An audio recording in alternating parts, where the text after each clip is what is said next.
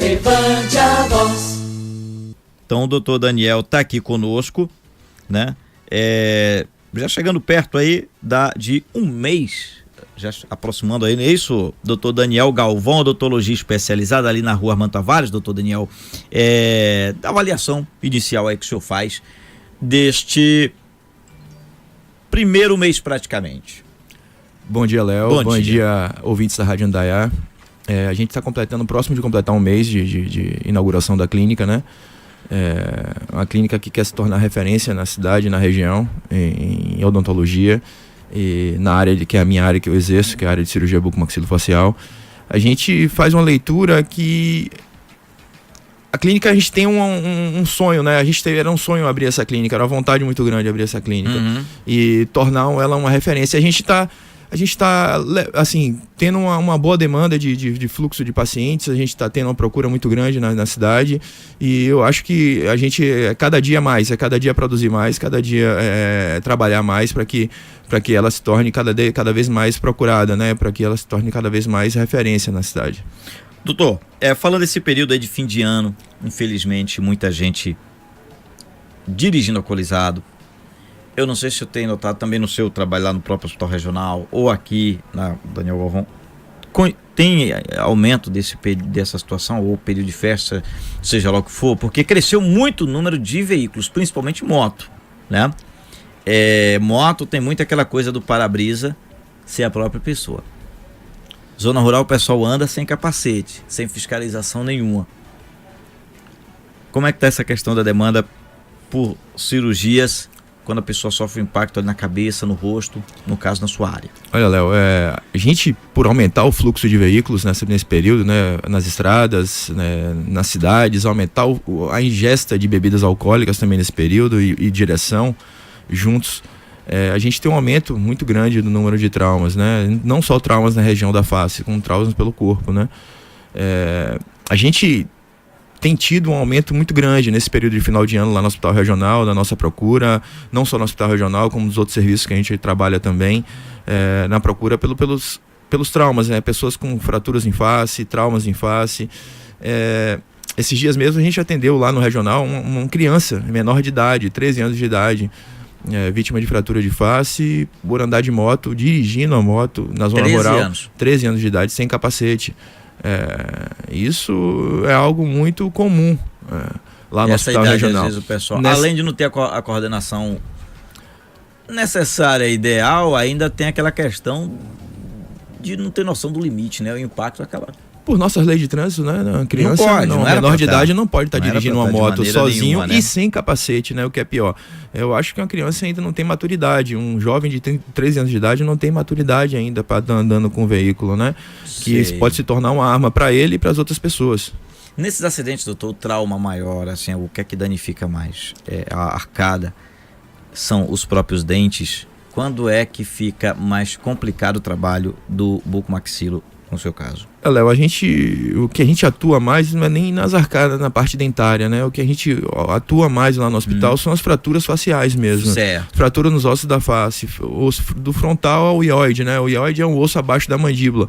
A gente atua com fraturas de mandíbula, fraturas da maçã do rosto, que é o osso zigomático, fraturas de nariz, fraturas em geral da face. São acidentes bem feios, né? Acho que chamam muita atenção quando chegam nos hospitais pacientes com fraturas graves de face. É muito comum, o senhor tem também muito pessoal vítima de briga, porque quando se tem briga, o rosto, a face é o alvo, né, daquela troca de socos, ou a mulher agredida pelo marido. Esse tipo de situação também chega... Acontece muito. A gente recebe muito pacientes vítimas de agressão, não só por agressão...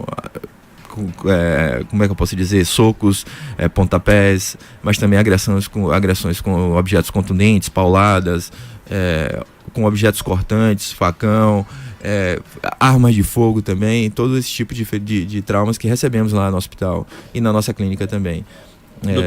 Pode falar, Léo. Doutor, a questão de como é depende da cirurgia, como é a questão do repouso, por exemplo, numa cirurgia de face?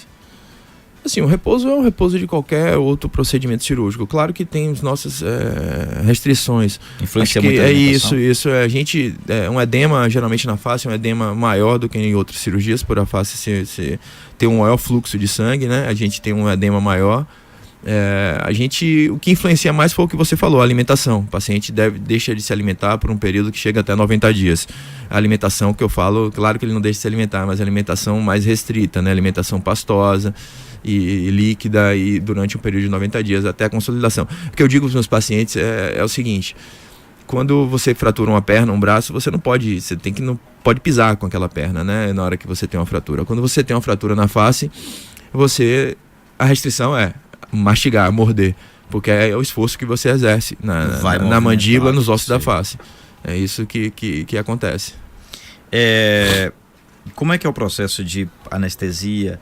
Tem muita restrição? Por exemplo, se acontecer uma situação dessa com uma gestante? As anestesias, geralmente, em fraturas faciais, em cirurgias faciais, elas são anestesias gerais, né? São anestesia geral em que o paciente ele fica desacordado durante o procedimento, respirando por um tubo, né? E a gente exerce nossos procedimentos cirúrgicos, porque você não tem como anestesiar de outra forma os pacientes com trauma em face.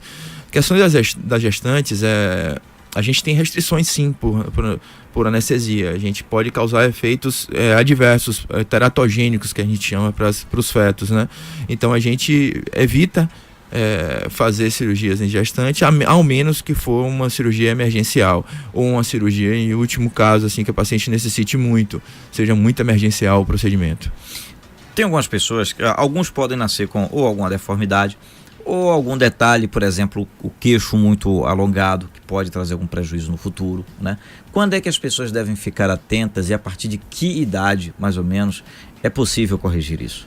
Léo, você falou bem, são deformidades, né? As pessoas têm o queixo pequeno demais, o queixo longo demais, são deformidades congênitas. Claro que a gente não classifica como uma deformação, é uma deformidade. Uhum.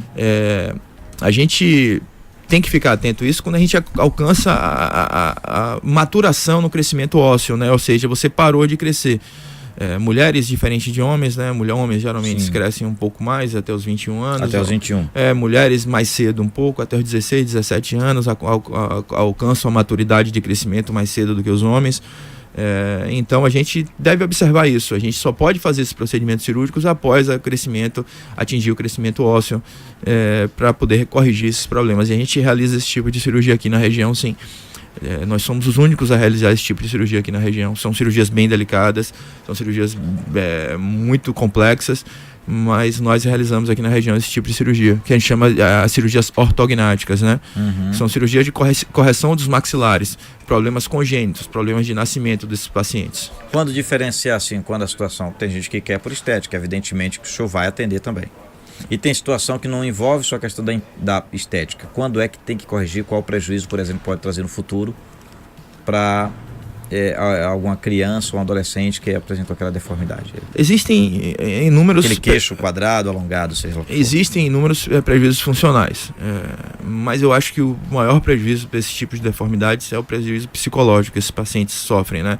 Adolescentes que querem namorar, que querem se relacionar com outros, né? E se relacionar não só a questão de namoro, como a questão de amizade, ficam sendo motivos do famoso bullying que está aí em evidência, né? Eles são criticados e eles têm um prejuízo muito grande. Existem prejuízos funcionais na mastigação, nas articulações temporomandibulares, que é a articulação que faz a gente abrir e fechar a boca. Uhum. Eles têm uma mastigação prejudicada, eles não conseguem se alimentar como deveriam, não conseguem digerir os alimentos como deveriam. E eu digo para você, Léo, acho que o que eu enfrento o maior número de vezes é o prejuízo psicológico em cima desses jovens, ou até mesmo adultos. Tem adultos que procuram para fazer essa cirurgia também, que não poderiam fazer quando eram mais jovens, por não ter uma possibilidade financeira ou de ter alguma relação à família, né, não permitir. Mas é super importante isso, a gente corrigir esse tipo de problema. O ouvinte perguntou aqui se os planos de saúde costumam atender essas situações, cobrir essas situações, e a pergunta aí que muita gente faz, né, meio relativo, né, até a resposta, o pessoal perguntando se é caro. Provavelmente alguém que quer fazer, né? Ô, Léo, é uma cirurgia que a gente realiza por planos de saúde, sim. Basicamente é muito complexo você realizar de outra forma, porque envolve inúmeras questões de hospital, questões de materiais que a gente utiliza nessas cirurgias, questões de internamento, e a gente realiza sim essas cirurgias por planos de saúde. Acho que é a forma mais viável para os pacientes realizarem com o plano de saúde. A outra ouvinte perguntou aqui o seguinte: eu quebrei um dente, acredito que tenha ficado somente a raiz. Tem como restaurar o dente ou ficará um buraco permanente? Não sei se é a sua especialidade, mas com certeza lá na clínica tem especialistas para isso aí. Foi bom você tocar nesse assunto, Léo. Assim, eu não realizo esse tipo de procedimento, mas temos profissionais lá na clínica que realizam esse tipo de procedimento. Às vezes as pessoas pensam que lá na clínica só tem os serviços oferecidos por mim.